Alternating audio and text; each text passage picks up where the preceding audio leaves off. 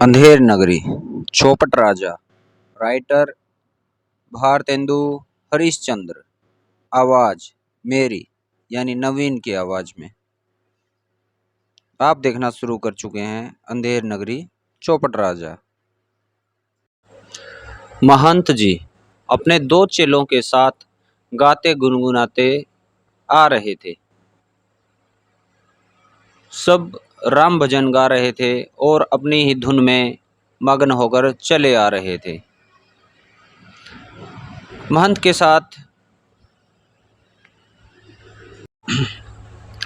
साथ उनके दो चेले भी थे। एक चेले का नाम नारायण दास था तो दूसरे चेले का नाम गोवर्धन दास था। जैसे वह एक नगर में प्रवेश करते हैं,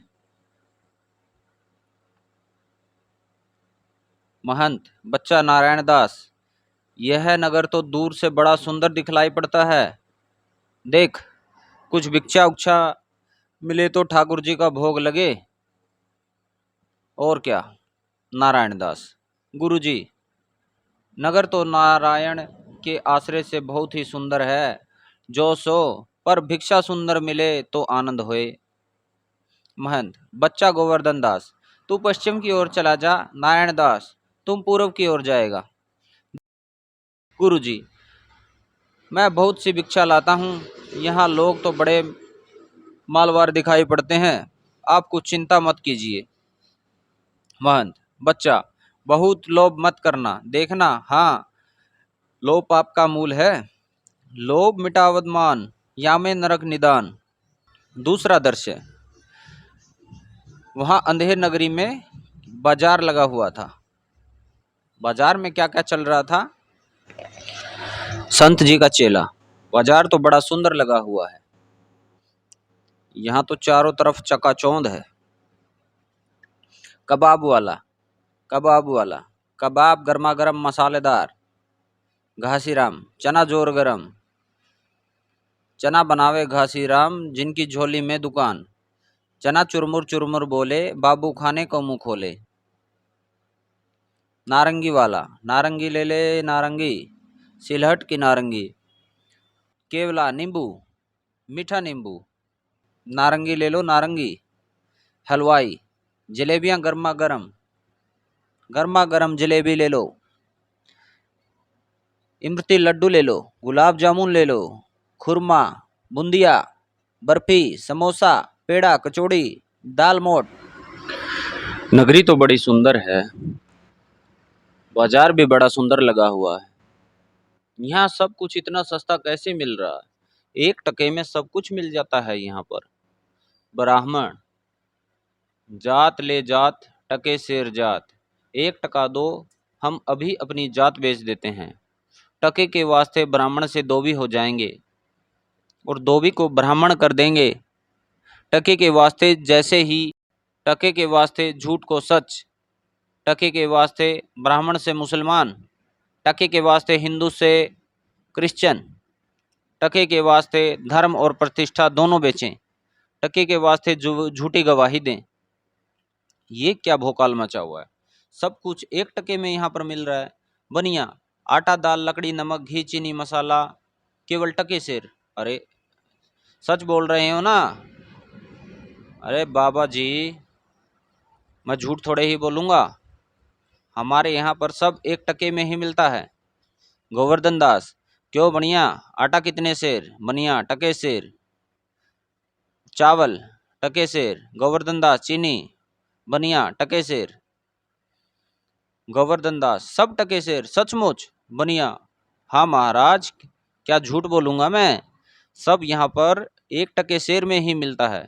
गोवर्धन दास, क्यों भाई जी, भाजी का भाव क्या है?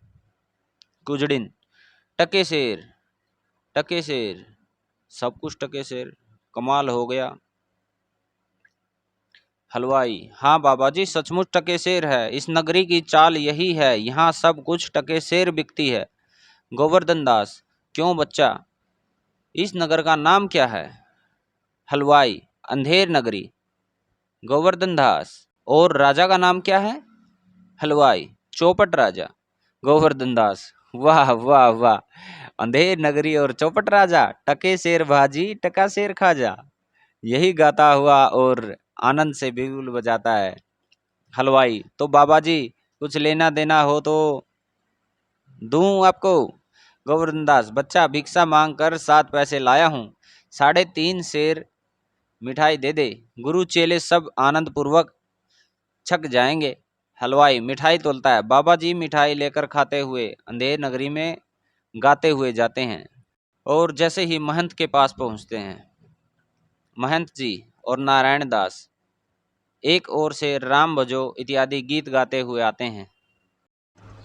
दूसरी तरफ से महंत, बच्चा गोवर्धन दास, क्या भिक्षा लाया? गठरी तो भारी मालूम पड़ती है। गोवर्धन दास, बाबा जी महाराज बड़े माल लाया है, 3.5 शेर मिठाई है। महंत, देखो बच्चा, मिठाई की झोली अपने सामने रखकर खोल कर देखता है। वाह वाह बच्चा, इतनी मिठाई कहाँ से लाया? किस धर्मात्मा से भेंट हुई है तुम्हारी? गोवर्धन दास, गुरुजी महाराज 7 पैसे भीख में मिले थे, उसी से इतनी मिठाई मोल ली है। महंत, बच्चा नारायण दास, मुझसे कहा था कि यहाँ सब चीज टके शेर में मिलती है, तो मैंने उनकी बात पर विश्वास नहीं किया। बच्चा, वह कौन सी नगरी है, इसका कौन सा राजा है? गोवर्धन दास, अंधेर नगरी चौपट राजा, टके शेर भाजी टके शेर खाजा।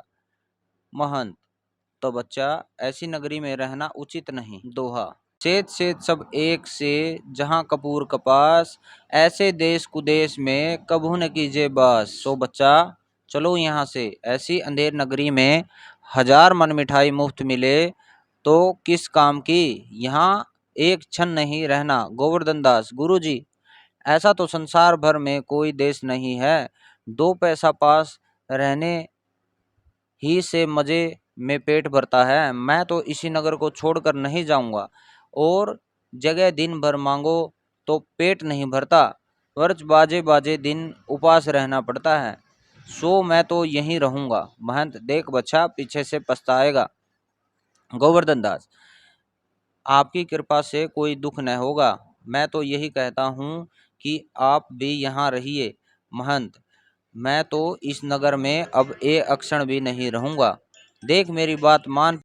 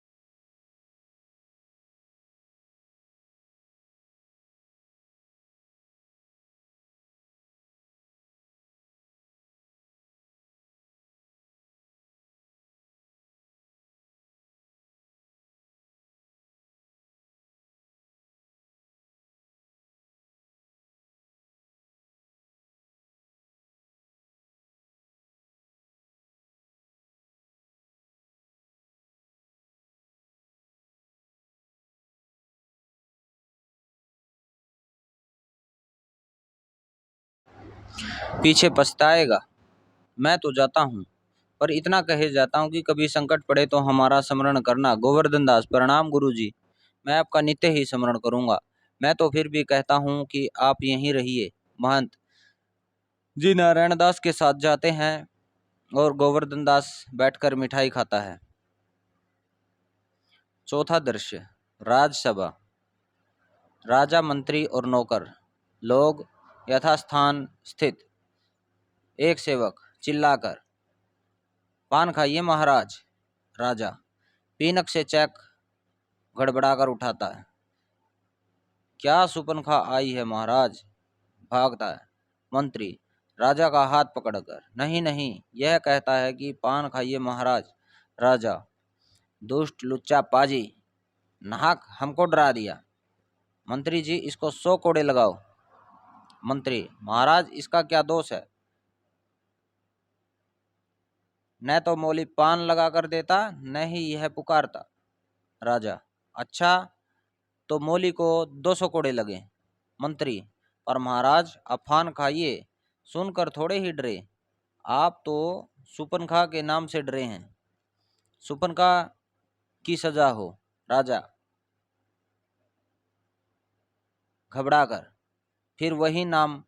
मंत्री तुम बड़े खराब आदमी हो। हम रानी से कह देंगे कि मंत्री बार बार में तुमको सौत बुलाना चाहता है। नौकर नौकर शराब। नौकर एक सुराही में एक गिलास में शराब उडाल कर देता है। लीजिए महाराज पीजिए। महाराज राजा मुंह बनाकर पीता है। और दे। कौन चिल्लाता है? पकड़ लाओ। दो नौकर एक फरियादी को पकड़ लाते हैं। फरियादी दोहाई है महाराज, दोहाई है, हमारा न्याय होए। राजा चुप रहो, तुम्हारा न्याय यहाँ ऐसा होगा कि जैसा न्याय यम के यहाँ भी न होगा। बोलो क्या हुआ? फरियादी महाराज कुल्लू बनिया की दीवार गिर पड़ी, सो मेरी बकरी उसके नीचे दब गई। दोहाई हो महाराज, न्याय हो। राजा नौकर से कुल्लू बनिया की दीवार को अभी पकड़ लाओ। मंत्री महाराज दीवार नहीं लाई जा सकती। राजा अच्छा, उसका भाई लड़का दोस्त आसना जो हो उसको पकड़ लाओ। मंत्री जी महाराज दीवार ईंट चूने की होती है और उसके भाई बेटा नहीं होता। राजा राजा अच्छा, कल्लू बनिए को पकड़ कर लाओ। नौकर लोग बाहर से बनिए को पकड़ लाते हैं। क्यों बे बनिए? इसकी लड़की नहीं बरकी क्यों दबकर मर गई? मंत्री बरकी नहीं महाराज, बकरी। राजा हाँ हाँ बकरी क्यों मर गई? बोल। नहीं अभी फांसी देता हूँ। कल्लू महाराज मेरा कुछ दोष नहीं, कारीगर ने ऐसी दीवार बनाया कि गिर पड़ी। राजा अच्छा, इस कल्लू को छोड़ दो, कारीगर को पकड़ लाओ। कल्लू जाता है, लोग कारीगर को पकड़ लाते हैं। क्यों बे कारीगर, इस बकरी को किस तरह मर गई? महाराज मेरा कुछ कसूर नहीं, छूने वाले ने ऐसा बोदा बनाया कि दीवार गिर पड़ी। राजा अच्छा, इस कारीगर को बुलाओ। कारीगर को निकाला जाता है, चूने वाले को पकड़कर लाया जाता है। क्यों बे खैर सुपाड़ी चूने वाले, इसकी कुबरी कैसे मर गई? चूने वाला महाराज मेरा कुछ दोष नहीं, भिश्ती ने चूने में पानी देर से दिया, इसी से चूना कमजोर हो राजा गया। अच्छा, इस राजा कारीगर को अच्छा, बुलाओ। नहीं नहीं चूने निकालो, लाल को निकालो, चूने वाले को बुलाओ। भिश्ती को कारीगर पकड़ो। निकाला जाता है, चूने वाला चूने वाले को पकड़ कर लाया जाता है। क्यों बे खैर निकाला सुपाड़ी जाता चूने है वाले, और भिश्ती भिश्ती इसकी लाया कुबरी जाता है। कैसे मर गई? क्यों बे भिश्ती, गंगा जमुना की किश्ती, इतना पानी क्यों दिया रे? इसकी बकरी गिर पड़ी और दीवार दब गई। भिश्ती महाराज गुलाम का कोई कसूर नहीं, कसाई ने मशक इतनी बड़ी बना दिया कि उसमें पानी ज़्यादा आ गया। राजा अच्छा, कसाई को लाओ, भिश्ती को निकालो। लोग भिश्ती को निकालते हैं और कसाई को ले आते हैं। क्यों बे कसाई, मशक ऐसी क्यों बनाई कि दीवार लगाई और बकरी दबाई? कसाई महाराज गडरिये ने टके पर ऐसी बड़ी भेड़ मेरे हाथ बेची कि उसकी मशक बड़ी बन गई। राजा अच्छा, कसाई को निकालो, गडरिये को लाओ। कसाई निकाल जाता है, गडरिया आता है। क्यों बे उखपोड़े के गडरिया, ऐसी बड़ी भेड़ क्यों बेचा कि बकरी मर गई? गडरिया महाराज उधर से कोतवाल साहब की सवारी आई, सो उसके देखने में मैंने छोटी बड़ी भेड़ का ख्याल नहीं किया, मेरा कुछ कसूर नहीं। राजा अच्छा, इसको निकालो, कोतवाल को अभी सर्वमोहर पकड़ लाओ। गडरिया को निकाला जाता है, कोतवाल पकड़ा जाता है। क्यों बे कोतवाल, तन्ने सवारी ऐसी घूम से क्यों निकाली कि गडरिये ने घबरा कर बड़ी भेड़ बेच दिया, जिससे बकरी गिर गई और कल्लू बनिया दब गया। कोतवाल कल्लू बनिया नहीं, उसकी बकरी मर गई। कोतवाल महाराज महाराज मैंने तो कोई कसूर नहीं किया, मैं तो शहर का इंतजाम के वास्ते जाता था। मंत्री आप ही आप, यह तो बड़ा गजब हुआ। आशा न हो कि बेवकूफ़ इस बात पर सारे नगर को फूंक दे या फांसी दे कोतवाल से। यह नहीं, तुमने ऐसे घूम से सवारी क्यों निकाली? राजा, हाँ हाँ, यह नहीं, तुमने ऐसी धूम से सवारी क्यों निकाली कि उसकी बकरी दबी? कोतवाल, महाराज महाराज। राजा, कुछ नहीं, महाराज महाराज, ले जाओ, कोतवाल को अभी फांसी दो, दरबार बर्खास्त। लोग एक तरफ से कोतवाल को पकड़कर ले जाते हैं और दूसरी तरफ से मंत्री को पकड़कर राजा जाते हैं। पांचवा दृश्य, गोवर्धन दास गाते हुए राग काफी, अंधेरी नगरी अनबूझ राजा, टका शेर बाजी टका शेर खाजा। नीचे ऊंट सब एक ही ऐसे, जैसे भड़ुए पंडित तैसे। गुरुजी ने हमको नाहक यहाँ रहने से मना किया था। माना कि देश बहुत बुरा है, पर अपना क्या? अपने किसी राजकाज में थोड़े हैं कि कुछ डर है। रोज मिठाई चावना, मजे से आनंद से राम भजन करना। मिठाई खाता है। चार प्यादे चार ओर से आकर उसको पकड़ लेते हैं। प्यादा, चल बे चल, बहुत मिठाई खाकर मोटे आया है, आज पूरी हो गई। प्यादा, बाबा जी चलिए, नमो नारायण कीजिए। गोवर्धन दास घबरा कर, हे, यह आफत कहाँ से आई? अरे भाई, मैंने तुम्हारा क्या बिगाड़ा है जो मुझको पकड़ते हो? प्यादा, आपने बिगाड़ा है या बनाया है, इससे क्या मतलब? अब चलिए, फांसी चढ़िए। गोवर्धन दास फांसी? अरे बाप रे, फांसी? मैंने किस की जगह लूटी है कि मुझको फांसी? मैंने किसके प्राण मारे हैं, मुझको फांसी? प्यादा, आप बड़े मोटे हैं, इस वास्ते फांसी होती है। गोवर्धन दास, मोटे होने से फांसी? यह कहाँ का न्याय है? अरे, हंसी फकीरों से नहीं करनी चाहिए। प्यादा, जब जब सूली चढ़ लीजिएगा तब मालूम होगा कि हंसी है या सच। सीधी राह से चलते हो या घसीट कर ले चले? गोवर्धन दास, अरे बाबा, क्यों बेकसूर का प्राण मारते हो? भगवान के यहाँ क्या जवाब दोगे? प्यादा, भगवान को जवाब राजा देगा, हमको क्या मतलब, हम तो हुक्मी बंदे हैं। गोवर्धन दास, तब भी बाबा बात क्या है कि हम फकीर आदमी को नाहक फांसी देते हो? प्यादा, बात है कि कल कोतवाल को फांसी का हुक्म हुआ था।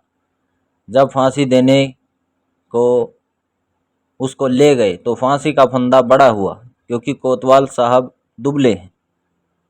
हम लोगों ने महाराज से अर्ज किया, इस पर हुक्म हुआ कि एक मोटा आदमी पकड़कर फांसी दे दो, और बकरी मारने का अपराध में किसी को सज़ा होनी जरूर है, नहीं तो न्याय न होगा। इसी वास्ते तुमको ले जाते हैं कि कोतवाल के बदले तुमको फांसी दे। गोवर्धन दास, तो क्या कोई मोटा आदमी इस नगर भर में नहीं मिलता जो मुझे अनाथ फकीर को फांसी देते हो? प्यादा, इस बात में दो बात हैं। एक तो नगर भर में राजा के न्याय के डर से कोई मुटाता ही नहीं, और दूसरी, किसी को पकड़े तो वह न जाने क्या बात बनाएगा कि हम ही लोगों के सिर पर कहीं न गहराए। फिर इस राज में साधु महात्मा इन्हीं लोगों की तो दुर्दशा है। इससे तुम ही को फांसी देंगे। गोवर्धन दास, दुहाई परमेश्वर, अरे मैं नाहक मारा जाता हूँ। अरे यहाँ बड़ा ही अंधेर है। अरे गुरुजी महाराज, कहाँ कहाँ मैंने न माना आपका, फल मुझको भोगना पड़ा। गुरुजी कहाँ हो? आओ, मेरे प्राण बचाओ गुरुजी। अरे मैं बेअपराध ही मारा जाता हूँ गुरुजी। गुरुजी, गोवर्धन दास चिल्लाया। प्यादे लोग उसे पकड़ कर ले जाते हैं। छठा दृश्य, गोवर्धन दास के पकड़े पकड़ते हुए 4 सिपाहियों का प्रवेश। गोवर्धन दास, हाय बाप रे, मुझे बेकसूर को फांसी देते हैं। अरे भैया कुछ तो धर्म विचारो। अरे मुझ गरीब को फांसी देकर तुम लोगों का क्या लाभ होगा। अरे मुझे छोड़ दो। हाय हाय, रोता है और छुड़ाने का यत्न करता है सिपाही। चुप रह, राजा का हुक्म भला नहीं टल सकता। यह तेरा आखिरी दम है, राम का नाम ले। बेफायदा क्यों शोर मचा रहा है? चुप रह। गोवर्धन दास, हाय, मैंने गुरुजी का कहना न माना, उसी का यह फल है। गुरुजी ने कहा था कि ऐसे नगर में न रहना चाहिए, यह मैंने न सुना। अरे इस नगर का नाम ही अंधेर नगरी है और राजा का नाम चौपट है, तब बचने की कौन आशा है। अरे इस नगर में ऐसा कोई धर्मात्मा नहीं जो फकीर को बचाए। गुरुजी कहाँ हो? गुरुजी, रोता हुआ सिपाही लोग उसे घसीटते हुए ले जा रहे हैं। गुरुजी और नारायण दास आरोह। गुरुजी, अरे बच्चा गोवर्धन दास, तेरी यह दशा है। गोवर्धन दास गुरु को हाथ जोड़कर, गुरुजी, दीवार के नीचे बकरी दब गई, सो इसलिए मुझे फांसी देते हैं। गुरुजी बचाओ मुझे। गुरुजी, अरे बच्चा, मैंने तो पहले ही कहा था कि इस नगर में रहना ठीक नहीं, तन्ने मेरा कहना माना नहीं। गोवर्धन दास, मैंने आपका कहना नहीं माना, उसी का फल मिला है मुझे। आपके सिवा अब कोई नहीं है जो रक्षा करे। मैं आप ही का हूँ, आपके सिवा और कोई नहीं। पैर पकड़कर रोता है। महंत, कोई चिंता नहीं नारायण, सब समर्थ है। भो चढ़ाकर सिपाहियों से, सुनो, मुझको अपने शिष्य को अंतिम उपदेश देने दो। तुम लोग तनिक किनारे हो जाओ। देखो मेरा कहना न मानोगे तुम्हारा भला न होगा। सिपाही, नहीं महाराज, हम लोग हट जाते हैं, आप बेशक उपदेश कीजिए। सिपाही हट जाते हैं। गुरुजी चेले के कान में कुछ समझाते हैं। गोवर्धन दास प्रगट, तब तो गुरुजी हम अभी फांसी चढ़ेंगे। महंत, नहीं बच्चा, मुझको चढ़ने दे। गोवर्धन दास, नहीं गुरुजी, हम फांसी पड़ेंगे। महंत, नहीं बच्चा, हम इतना समझाया नहीं मानते। हम बूढ़े भाई, हमको जाने दे। गोवर्धन दास सौरग, जाने में बूढ़ा जवान क्या, आप तो सिद्ध हो, आपको गति अगति से क्या, मैं फांसी चढ़ूंगा। इसी प्रकार दोनों हुज्जत करते हैं। सिपाही लोग परस्पर चकित होते हैं। सिपाही, भाई यह क्या माजरा है, कुछ समझ नहीं पड़ता। सिपाही, हम भी नहीं समझ सकते, यह कैसा गबड़ा है। राजा मंत्री कोतवाल आते हैं। राजा, यह क्या गोलमाल है। सिपाही, महाराज, चेला कहता है मैं फांसी पड़ूंगा, गुरु कहता है मैं पड़ूंगा, कुछ मालूम नहीं पड़ता कि क्या बात है।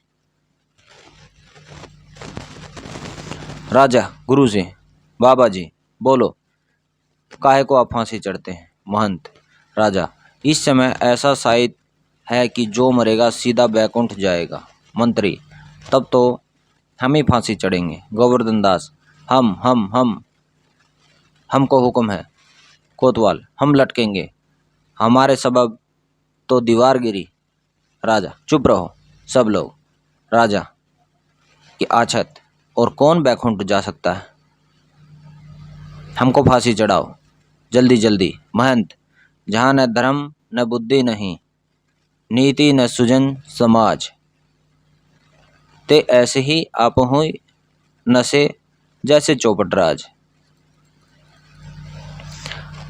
राजा को लोग टिकड़ी पर खड़ा करते हैं।